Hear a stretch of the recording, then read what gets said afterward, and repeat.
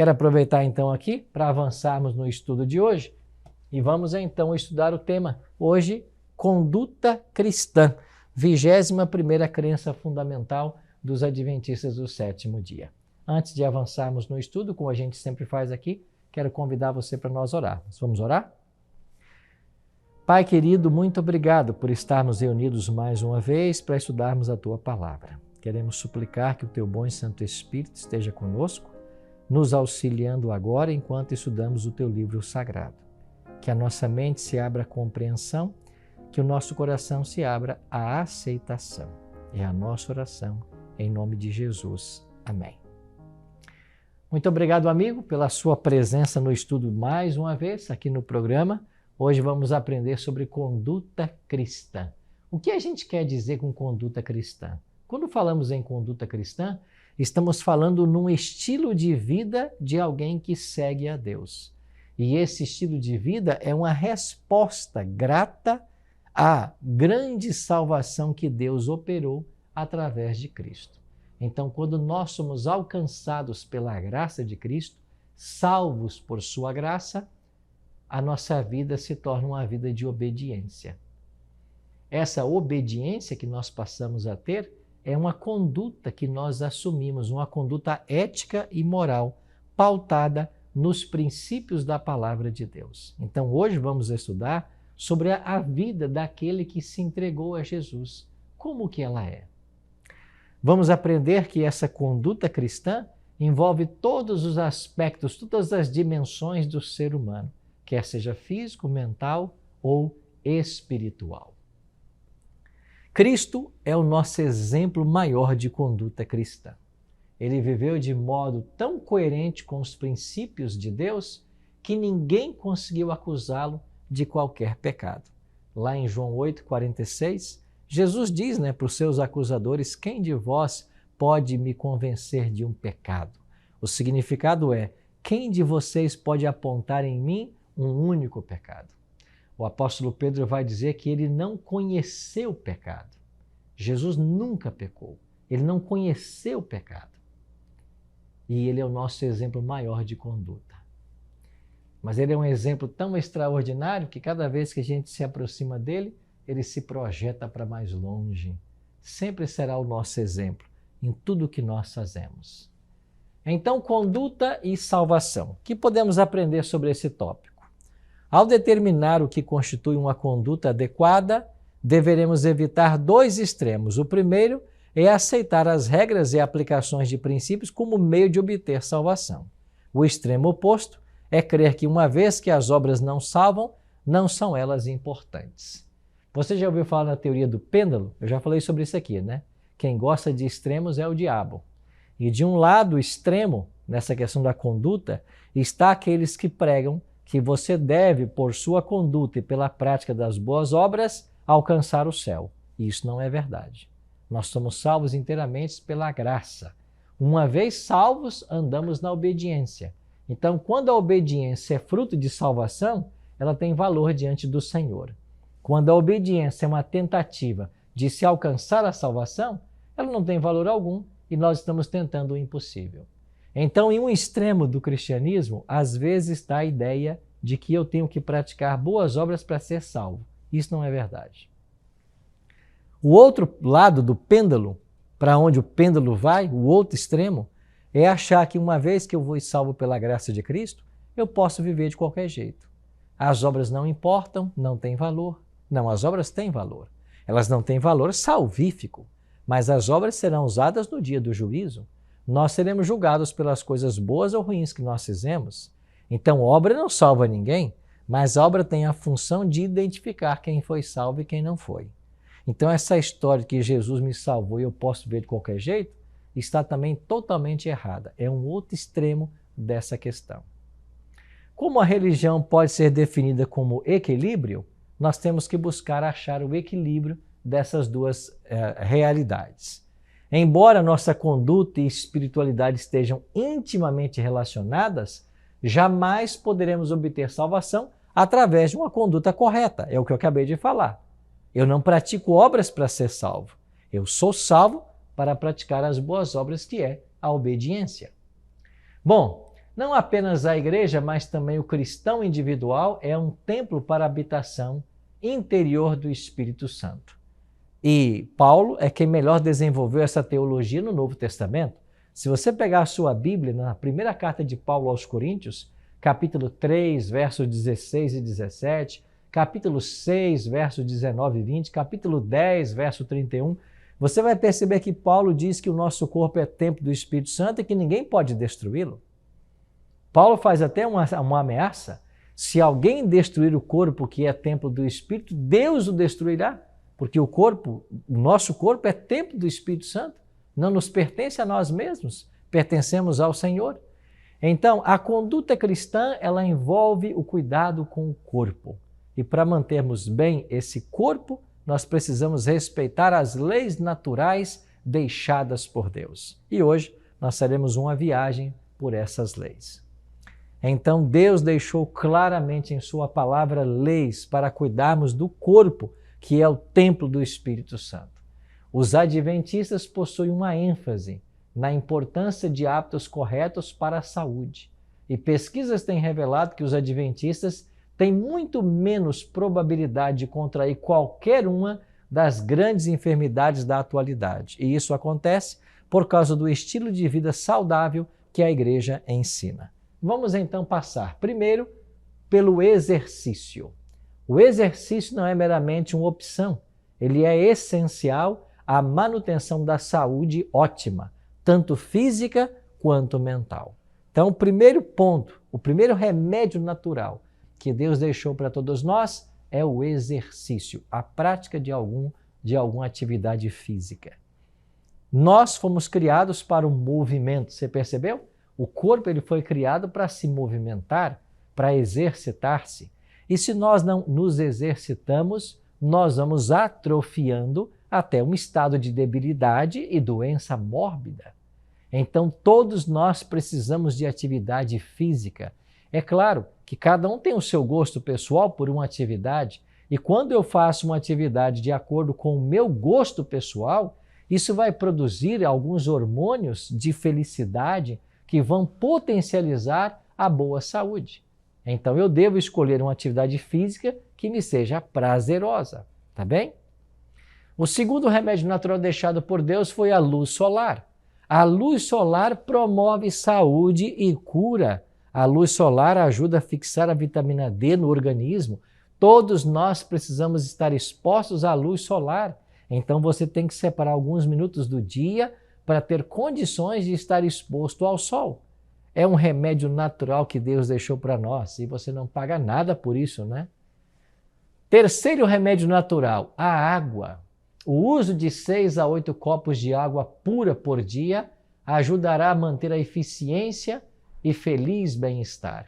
Outra importante função da água é o seu uso para a limpeza e para o efeito relaxante que ela produz. Inclusive, quando nós tomamos água na medida correta, facilitará o trabalho dos rins, que tem a função de purificar todo o nosso organismo. Vai promover uma limpeza das células que nós temos, uma renovação. Então, a água é importante. E aí falou-se de 6 a 8 copos, mas para cada pessoa tem uma medida mais específica. Então, você deveria buscar conhecer mais a respeito desse assunto para você cuidar e beber água suficiente. Quando nós não bebemos o suficiente de água, vários são os problemas. Vários. Sem falar no envelhecimento precoce, na falta de disposição e problemas graves que podem ser acarretados pela falta de água no organismo. Qual seria um próximo remédio natural que Deus deixou para nós? O ar puro. Um ambiente em que o ar seja impuro faz com que o sangue transporte menos oxigênio do que o nível requerido para o funcionamento ideal da célula. Isso tende a deixar a pessoa menos alerta e com reflexos mais demorados. Então, nós devemos cuidar para termos uma boa respiração e um bom ar. Por isso, aqueles que moram em regiões rurais são beneficiados nessa questão. Os que moram em grandes centros têm aí o problema da poluição. Um outro remédio natural tem a ver com viver temperante. O cristão acha-se cercado de convites para usar drogas. Mesmo várias das bebidas populares e de aparência inocente contêm drogas, como o café, chás, as colas que contêm cafeína, enquanto as bebidas da linha cooler com sabor de frutas contêm álcool. Então veja, a questão de temperança é nós usarmos com moderação aquilo que é benéfico e nos abstermos completamente do que é prejudicial. Hoje você vai ter aí muitas bebidas que são populares, especialmente os refrigerantes, que são abarrotados de açúcar e causam prejuízo à sua saúde que você às vezes não imagina. Então nós deveríamos ter muito cuidado para não usar nada dessas substâncias. Evitarmos o café, que possui cafeína, que é uma droga que estimula o cérebro, mas uma vez passado o seu efeito, levará a um estado de torpor e criará cada vez mais uma dependência maior. Então nós devemos evitar qualquer tipo de bebida que tenha cafeína como base. O que dizer do repouso? Este é um remédio natural deixado por Deus também. Descanso adequado é essencial à saúde do corpo e da mente. Repouso é mais do que dormir ou cessar as atividades regulares. Envolve a forma como utilizamos nosso tempo de lazer. Então, em média, nós temos 8 horas, 1/3 do dia para o repouso, para o sono. E também temos momentos de repousar, que são momentos de lazer. Então, o cuidado com o tipo de lazer que nós desenvolvemos e o cuidado na hora do sono. Eu e você deveríamos nos habituar a dormirmos o mais cedo possível. Quanto mais cedo dormirmos e mais cedo acordarmos, melhor será a nossa saúde e maior será a nossa produtividade. Já ouviu falar por aí que tem pessoas que são noturnas, que dormem de dia e à noite gostam de trabalhar? Isso é um desserviço à saúde. Isso é um crime, é um pecado contra a saúde. A noite não foi feita para se trabalhar. Trabalho é de dia, a noite foi feita para o descanso. Então, se nós priorizarmos o mais cedo possível irmos para a cama, você vai perceber que o corpo terá condições muito melhores de se restaurar, a recomposição celular e a nossa saúde será outra, a disposição será outra. Infelizmente, muitas pessoas perdem preciosas horas de sono, às vezes diante de uma rede social, diante de um aparelho de TV, às vezes em conversas frívolas. Cuide com isso. Quanto mais cedo dormirmos, mais cedo acordarmos, respeitando essa quantidade de horas, melhor será a nossa qualidade de vida. Alguns ficarão bem dormindo 7 horas, outros ficarão bem dormindo 9 horas. Em média, 8 horas é um bom período de repouso para qualquer ser humano. Então Deus deu para nós esse remédio natural. E a recriação? A recriação é recriação, no mais amplo sentido do termo. Ela deve fortalecer, erguer, refrigerar a mente e o corpo, preparando assim os crentes para voltar de seus períodos de repouso, manifestando novo vigor. Então, os períodos de repouso devem ser períodos saudáveis e agradáveis. Então, a atividade envolvida no repouso, ela deve estar relacionada com aquilo que produz em nós os hormônios da felicidade, da alegria, porque o nosso bem-estar, ele depende desses hormônios. Agora, se a gente, quando tira um tempo para repouso, é para alguma atividade que causa estresse, causa medo, causa tensão, não vamos alcançar a bênção da recriação. Às vezes as pessoas gastam tempo demais com cinemas, televisões, rádios, vídeos, internets, e esses aparelhos exercem um impacto tremendo sobre a vida do indivíduo. É por isso que Paulo, em Filipenses 4, verso 8, tem um conselho muito próprio com relação a isso. Finalmente, irmãos, tudo que é puro, tudo que é bom, tudo que é belo, tudo que é de boa fama, se alguma virtude há e se algum louvor existe, seja isso que ocupe o vosso pensamento. Muitas pessoas são susceptíveis às mensagens das redes sociais, às mensagens dos filmes, do cinema, e essas pessoas são influenciadas pelas ideias, pelas filosofias que todos esses enredos trazem. E muitas vezes essas pessoas acabam no mundo da prostituição, das drogas, do homicídio, porque se levaram por esses sentimentos que esse conteúdo pode produzir.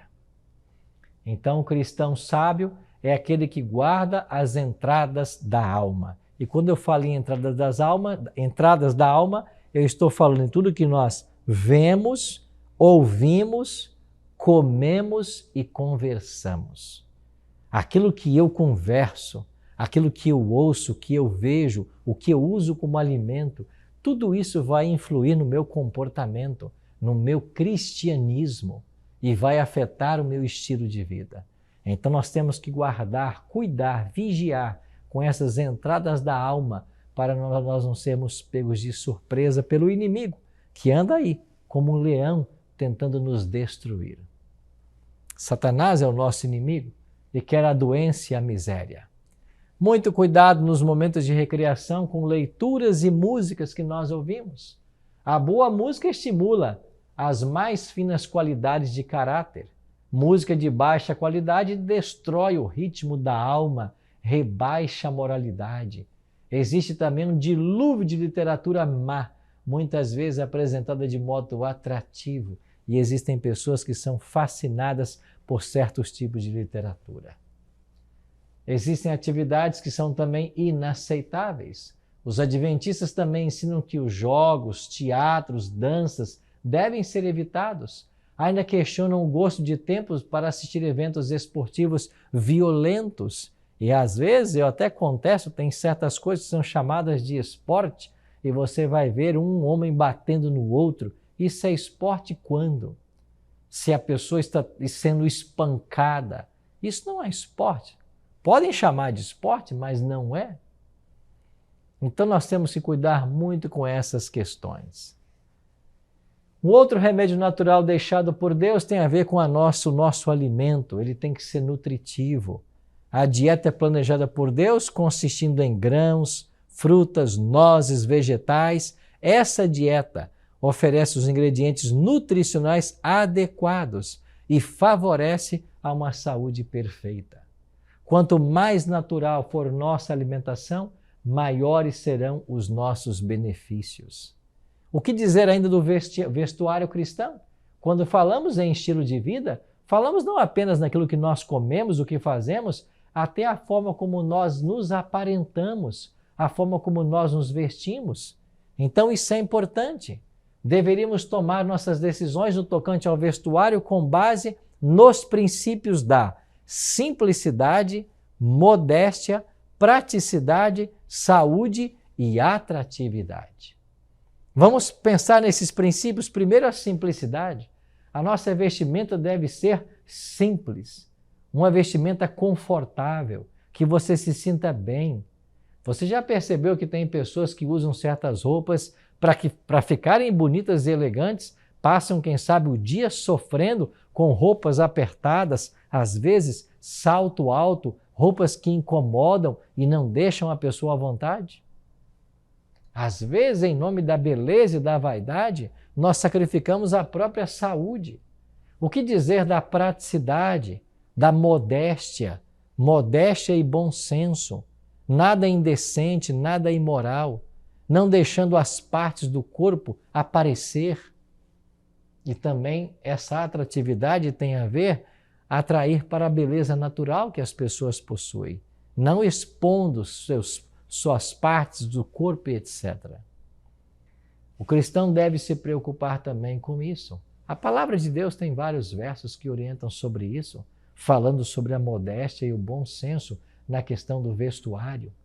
Quando as pessoas olham para nós, por nosso vestuário, elas já têm uma primeira impressão, elas já apreendem alguma coisa do nosso caráter, da nossa personalidade. Isso deve ser cuidado por você que é cristão, que é cristã.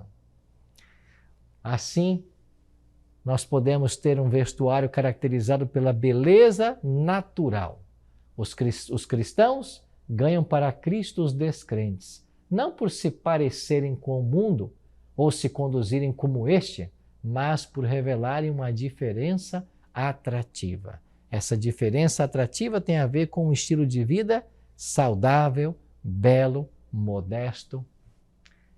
Assim, o vestuário cristão deve ser caracterizado pela graça e beleza naturais. Paulo fala sobre isso em 1 Timóteo capítulo 2, versos 9 e 10. E esses ensinamentos das Escrituras falam também com relação ao uso de adornos de joias. A Bíblia condena o uso de adornos e joias. E também a cosméticos pomposos, com paganismo e apostasia, como visto em 2 Reis 9:30 e Jeremias 4, verso 30. A Igreja Adventista faz uma diferença entre joias funcionais e joias ornamentais. Às vezes a gente usa uma aliança, né? E a aliança no Brasil, por exemplo, ela identifica uma pessoa casada. Às vezes você usa um relógio, também é uma joia. Nós classificamos como joia funcional. Ele tem a sua função, tem a sua importância, manter-nos dentro do horário, dos compromissos. Agora, quando falamos em joias ornamentais, como pulseiras, como brincos, colares, esse tipo de joia, a Igreja Adventista orienta que as pessoas não devam usar. Isso é dado à vaidade, ao orgulho. Então, a beleza tem que ser natural das pessoas. Então, as pessoas devem ser atraídas para aquilo que é belo. E você vai perceber que o povo de Israel no Antigo Testamento acostumou-se a usar certas joias com os egípcios e etc., mas quando Deus ia provocar uma reforma no seu povo, a primeira coisa que Deus falava é para que eles arrancassem todas aquelas joias. Interessante, né? Esse é o contexto do Antigo Testamento. O que mais podemos aprender sobre o estilo de vida? O nosso estilo tem que ser caracterizado por princípios. Então, o estilo de vida cristão constitui uma resposta à salvação oferecida por Cristo. O primeiro e mais destacado fruto do Espírito é o amor. Então, nós precisamos ser amorosos em nossas relações. A nossa mente deve estar cativa em Cristo. Semelhante à atitude de louvor, nós devemos ter todas as atividades dentro de uma perspectiva correta, cristã. E nós devemos ser um exemplo. Paulo disse que nós não nos tornássemos causa de tropeço para ninguém. Devemos viver para ministrar a salvação a outras pessoas. Então, viver santo nada menos é do que uma vida diária entregue à vontade de Cristo, uma vida em conformidade com os seus ensinos, à medida que nos sejam revelados através do estudo da Bíblia e da oração. Ou seja, quanto mais eu aprendo da palavra de Deus, mais eu devo me comprometer com os santos princípios dela e viver esses princípios de acordo com a vontade do Senhor. Você percebe que ser cristão é muito mais do que frequentar uma igreja? É muito mais do que ter um nome no livro da igreja? Ser cristão é viver o estilo de vida preconizado na palavra de Deus. É seguir a Jesus como nosso modelo. É abster de tudo que é mal, prejudicial. É usar com moderação mesmo o que é bom. E é termos responsabilidade em todas as nossas ações. E aí? Vamos viver os princípios que Deus deixou para nós em Sua palavra? Peça a ajuda do Senhor para nos ajudar nisso. Muito bem, meu amigo, minha amiga, eu espero que hoje nós tenhamos aprendido que há na palavra de Deus princípios a serem seguidos. Há um estilo de vida que o crente deve assumir, uma vez que ele teve uma experiência com Jesus e passou pela salvação. A Bíblia diz que nós somos nova criatura. Não somos mais as mesmas pessoas. Somos transformados diariamente por Sua graça.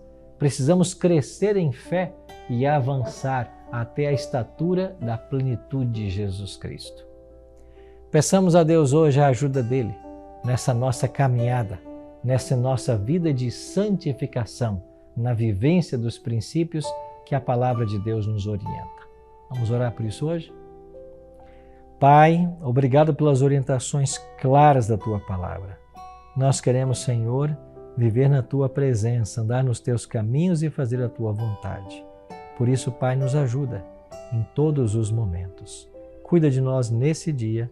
Oramos em nome de Jesus. Amém.